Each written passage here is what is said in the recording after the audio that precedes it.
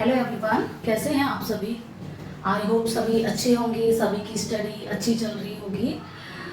मैं आपसे बस एक बात कहना चाहूँगी कि आप लोग स्टडी कर रहे हैं साथ ही साथ में, तो आप कुछ क्वेश्चंस भी पुटअप किया करिए, जिससे मुझे पता चले कि आप लोग मेरी क्लास को अच्छे से समझ रहे हैं। और जो भी बच्चे मेरे पुराने स्टूडेंट्स हैं तो वो अपना साथ साथ रिवाइज करते रहिए और अच्छे से क्वेश्चंस लगाइए। ठीक है, तो देखिए कि आप लोग इस टॉपिक से कितने क्वेश्चंस कवर कर पा रहे हैं। ठीक है, तो मैं आज कोशिश करूँगी कि आपका ये टॉपिक जो है जल्द से जल्द कंप्लीट हो जाए। उससे इसके बाद में टॉपिक कंप्लीट करने के बाद में मैं इससे रिलेटेड कुछ क्वेश्चंस भी कराऊंगी, तो आप टॉपिक को अच्छे से कवर करेंगे तभी आप क्वेश्चंस को लगा पाएंगे। ठीक है, तो बने रहिए मेरे साथ में। ठीक, तो आज हमारा टॉपिक रहेगा कि विकास की जो प्रक्रिया है वो कैसे चलती है। ठीक है, मतलब इसको हम दिशा भी कह सकते हैं। ठीक, तो जो विकास होता है, मैं आपको दो वीडियोस में बता भी चुकी हूँ कि विकास की प्रोसेस कैसी होती है, विकास किस तरीके से होता है हमारी बॉडी में। ठीक है, तो जो विकास की जो प्रक्रिया होती है बेटा, वो गर्भावस्था से शुरू हो जाती है। ठीक है, गर्भावस्था से शुरू होने पर कि जो बालक की जो प्रक्रिया होती है दो प्रकार की होती है। कितनी प्रकार की होती है? दो प्रकार की। आपको ये याद रखना है कि जो विकास जो होता है वो दो प्रकार से होता है। एक तो आपका होता है प्रॉक्सिमोडिस्टल,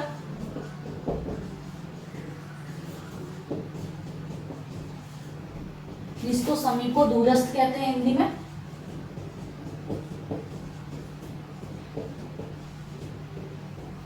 दूसरा इसी को ही निकट से दूर, अगर हम देखें तो इसको ही कहते हैं केंद्र से दूर। ठीक है, केंद्र से दूर। अब देखो, आपको क्या है कि साइकोलॉजी में इंग्लिश पर ज्यादा से ज्यादा फोकस करना चाहिए, और इंग्लिश को अगर आप ज्यादा समझते हैं तो ज्यादा बेटर रहेगा। क्योंकि हिंदी देखो क्या इसके कितने हैं, निकट से दूर है, केंद्र से दूर है, समीपो दूरस्थ है, और भी हो सकते हैं। ठीक है, लेकिन आपको क्या है, इंग्लिश सिर्फ और सिर्फ एक ही याद रखनी है। तो एग्जाम में अगर आपको इंग्लिश याद रहती है तो इंग्लिश से आपका कभी भी क्वेश्चन हाथ से नहीं निकलेगा। लेकिन हिंदी अगर आप भूल जाते हैं, आपके माइंड से स्लिप हो जाता है हिंदी का भी, तो आप क्या करेंगे, तो क्वेश्चन आपके हाथ से निकल सकता है। तो इंग्लिश पर ज्यादा फोकस रखें। ठीक है, तो प्रॉक्सिमोडिस्टल है क्या? तो प्रॉक्सिमोडिस्टल क्या है कि जब भी विकास कैसा होता है, केंद्र से सिरों की ओर होता है। इसी को केंद्र से सिरों की ओर भी बोल सकते हैं। देखो एक नाम और निकल कर आया, केंद्र से सिरा की ओर।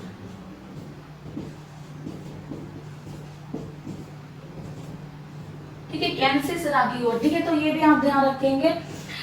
ठीक है, तो विकास कैसा होता है कि केंद्र से स्टार्ट होता है और कहाँ जाता है कि हमारी पूरी बॉडी में इस तरीके से कंप्लीट हो जाता है। तो इसको हम चक्राकार भी बोल सकते हैं। क्या बोल सकते हैं इसको हम? चक्राकार।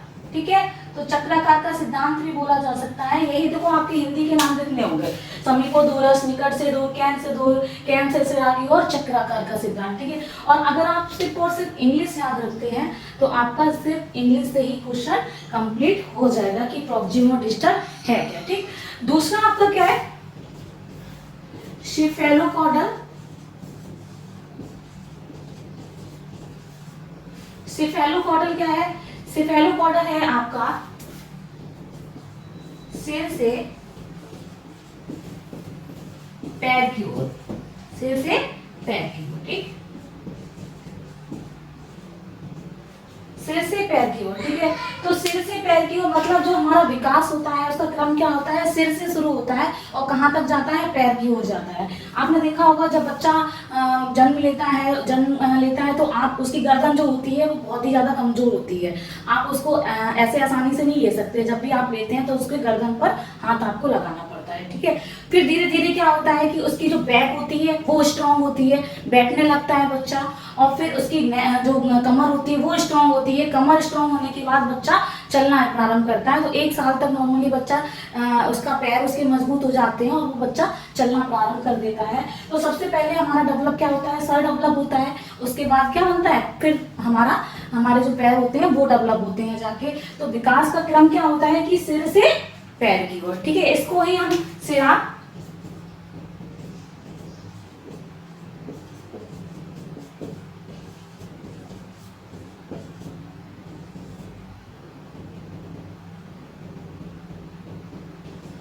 शिरापदामुखी सिद्धांत भी इसी को ही बोला जाता है। ठीक है, तो अगर आप एग्जाम में लिखकर आ जाए शिरापदामुखी सिद्धांत क्या होता है, तो वही आपका सिर से पैर की ओर ही सिद्धांत होता है। अगर आप ज्यादा से ज्यादा इंग्लिश याद रखें तो आपको ये सब कुछ याद रखने की जरूरत नहीं है। ठीक है, तो ये आपकी दो प्रक्रिया होती है आपकी। ठीक है, और एक चीज इसमें आपको और याद रखनी है कि जो विकास की जो दिशा होती है वो हमेशा कैसी होती है, विकास जो होता है हमेशा कैसा चलता है, एक सीधी रेखा में नहीं होता है।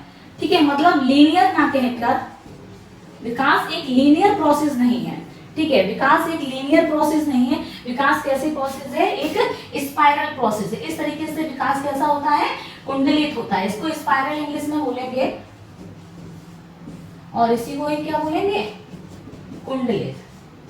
ठीक है, विकास कैसा होता है हमारा, कुंडलित होता है। कैसे कुंडलित होता है, देखो यहाँ पे समझो जरा, कुंडलित कैसे होता है कि पहले विकास स्टार्ट हुआ, प्रारंभ हुआ, बहुत तेजी से होता है। मतलब इन्फेंसी स्टेज, शैशवावस्था में बालक का जो विकास होता है बहुत तेजी से होता है।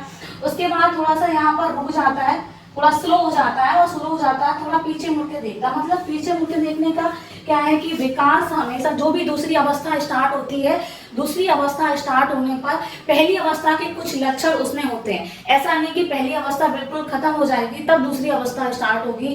कोई भी अवस्था स्टार्ट होने पर पहली अवस्था के कुछ लक्षण रहते हैं। ठीक है, तो पहले पीछे मुड़कर देखेगा, उसके बाद दोबारा से फिर आगे बढ़ेगा, फिर स्पीड बढ़ेगी इसकी, फिर रुकेगा, थोड़ा सा पॉज लेता है, फिर पीछे मुड़कर देखेगा। इस तरीके से विकास का एक क्रम होता है, चलता रहता है। मैंने बताया भी था विकास निरंतर होता है, प्रोसेस स्लो व फास्ट हो जाती है, लेकिन विकास कभी भी रुकता नहीं है। तो लीनियर नहीं होगा, कभी सीधी रेखा में विकास नहीं होगा। कंटिन्यूस प्रोसेस होती जरूर है, लेकिन कभी सीधी रेखा में नहीं होता विकास। स्टेप बाय स्टेप, आप स्पाइरल बोल सकते हैं इसको।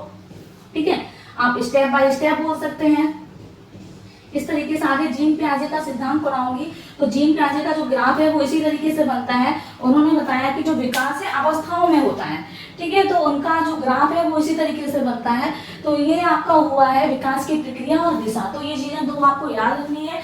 प्रॉक्सिमल डिस्टेंस 100% आपका इन दोनों में से एक नंबर आपका पक्का है, आता है एग्जाम में। ठीक है, प्रॉक्सिमल डिस्टेंस और सिफेलोपोडल से आपका एक नंबर का क्वेश्चन बनेगा। ठीक है, तो ये टॉपिक आपको कैसा लगा है, इसके आगे मैं आपका नेक्स्ट टॉपिक कराने वाली हूँ कि विकास के सिद्धांत। बहुत ही इंपॉर्टेंट है वो भी, वहां से भी आपका एक क्वेश्चन बनेगा।